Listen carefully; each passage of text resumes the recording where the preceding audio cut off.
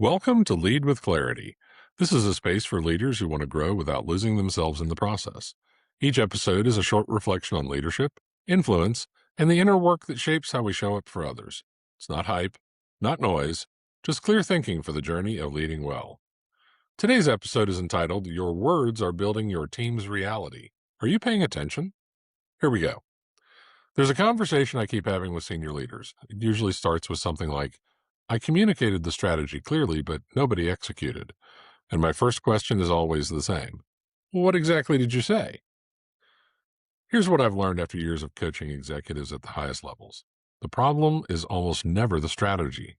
It's the language used to deliver it. Fernando Flores said it this way. Language does not describe reality, it creates it. Flores was a Chilean politician and philosopher who spent decades studying how human beings coordinate action through conversation. He was not being poetic, he was being precise. And for leaders, that precision matters enormously. Think about the last major initiative you launched. Think about the words you used to frame it. Did you say, we're going to try something new? Or did you say, we're making a strategic move that changes our position in the market? Those are not the same message, not even close. One of those sentences creates urgency and confidence. The other creates anxiety and hedging. The strategy behind both might be identical, but the reality your team walks into is completely different. And you built those two different realities with nothing but words. I worked with an executive named Bob. He was brilliant. His presentations were technically flawless. But he had a habit of qualifying everything. I think this could work. Or we might want to consider. Or it's possible that.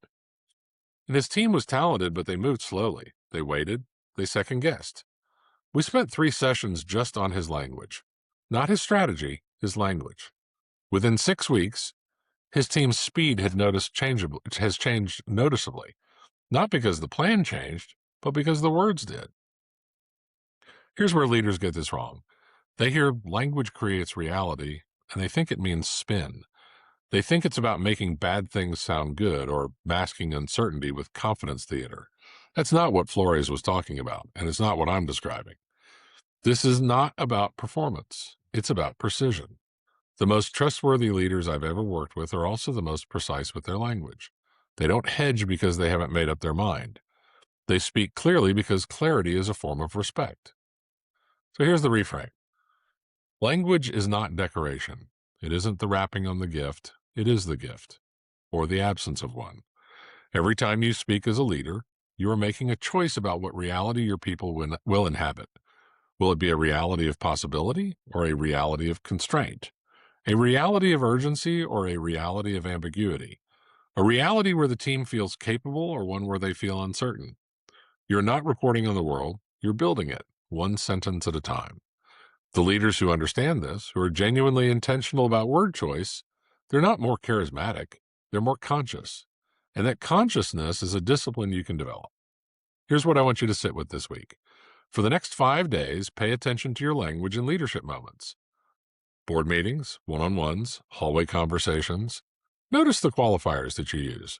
Notice how you hedge. Notice where you're describing what might happen versus declaring what will happen. And then ask yourself, is the language I'm using expanding the field of what my team believes is possible, or is it contracting it? You don't have to overhaul everything. Start with one phrase, just one. Swap it for something more declarative, more confident, more clear. Then watch what shifts around you. Fernando Flores gave us something important, not a communication tip, a leadership philosophy. You're not a reporter. You're not just passing along information about a world that already exists. You're a builder. Every conversation you have is construction. Every word is a material. The question isn't whether your language is creating reality for your team. It is. The only question is whether you're paying attention to what you're building. Lead with clarity, lead with intention, and remember, what you name, you give power to. Make sure you're naming the right things.